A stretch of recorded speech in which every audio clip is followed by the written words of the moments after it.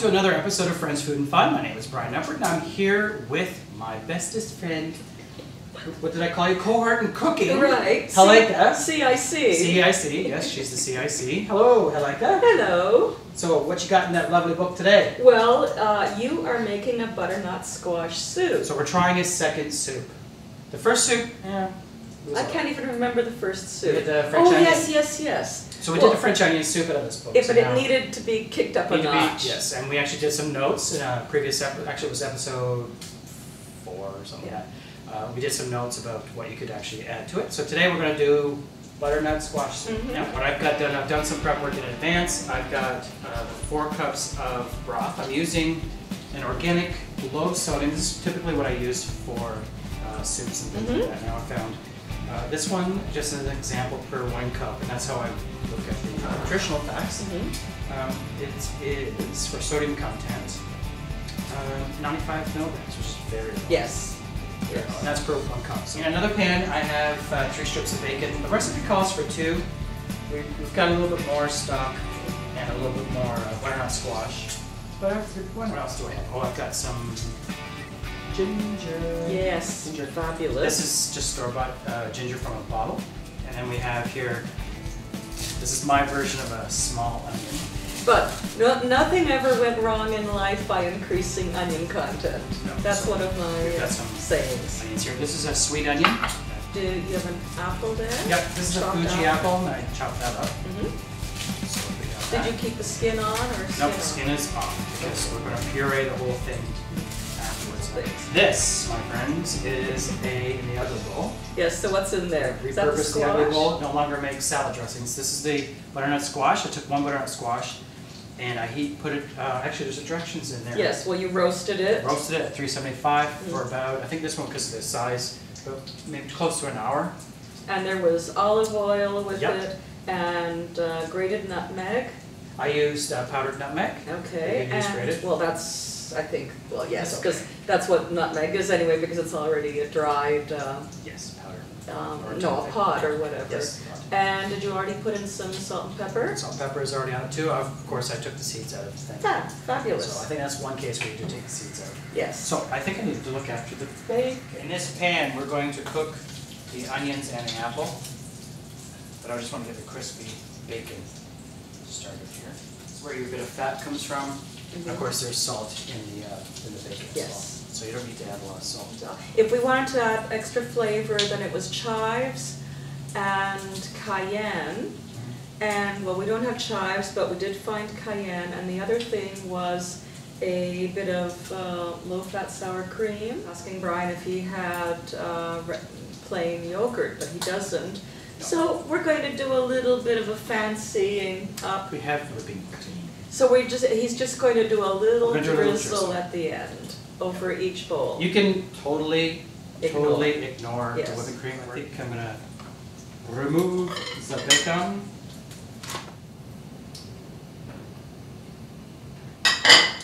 It's a bacon. Cover this up. Okay, now I'm going to cook, I believe the recipe says 3 to 5 minutes. Did I get that correct? 3 minutes. 3 minutes, okay. And when you add the apple, it'll be another 3 minutes. Looks like my onions are just about done, so I'm going to add in the apple, and I'm also cutting up the bacon. So we'll add this. So I have my little pile of bacon here. Lovely, crumbly, crisp stuff. Yep, looks really good. Came out real nice. So I'm looking forward to this soup.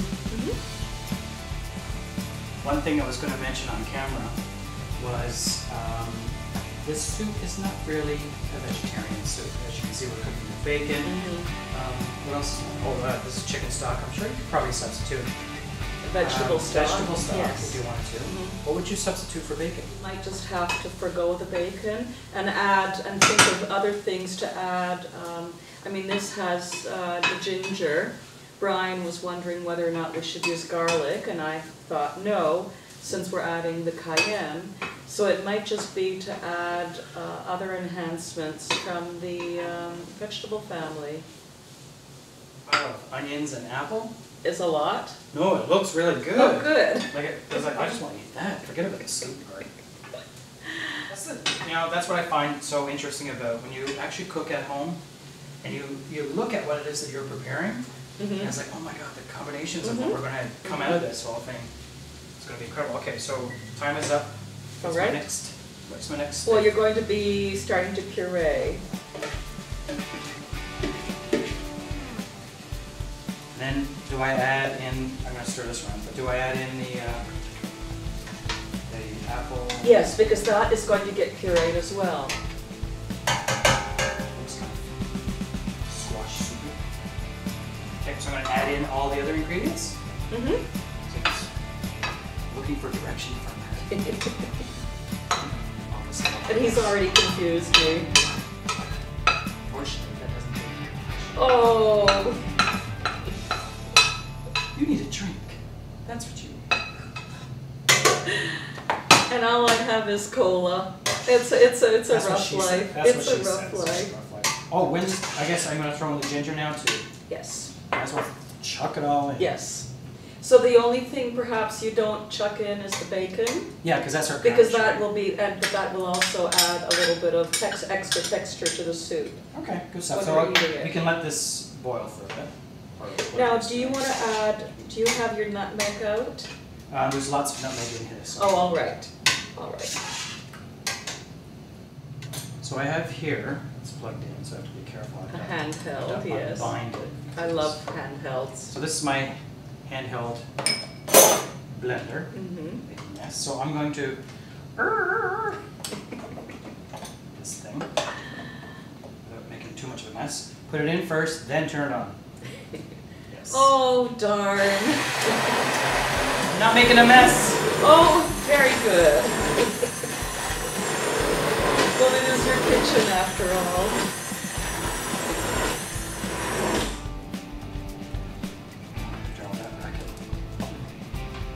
Okay, soup's up. Almost there. So we got a ladle here, so let's ladle up. Find out if the Misty here will actually eat this stuff. So let's see. You know what? I can actually smell the ginger. I gotta tell you, this looks really good. So I'm gonna do, gosh, it's a bit, I wouldn't say it's totally on the chunky side, but even if it is, who cares?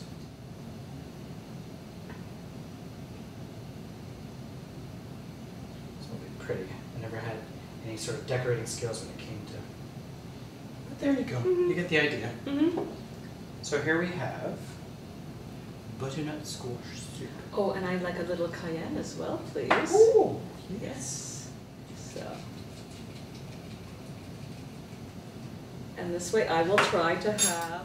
Oh, right. It's quite hot. Yeah. Why don't you hold the bowl for me? All right, dear. And I will try to take a bit of everything.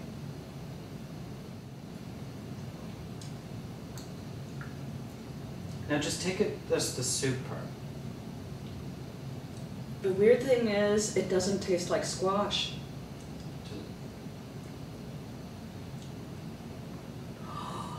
Oh. What did you get? Oh. The ginger. Ah, that's good. Oh, it's really, and I think the cayenne. The cayenne, because the something to it. cayenne was invigorated by the heat. So this we're is, going to enjoy this one then too. Yes. Okay, perfect, great. Well, you've seen how easy it is. I mean, there is some prep work that you have to actually do to make this type of soup, but I guess hopefully we got a hit on this one. Yeah.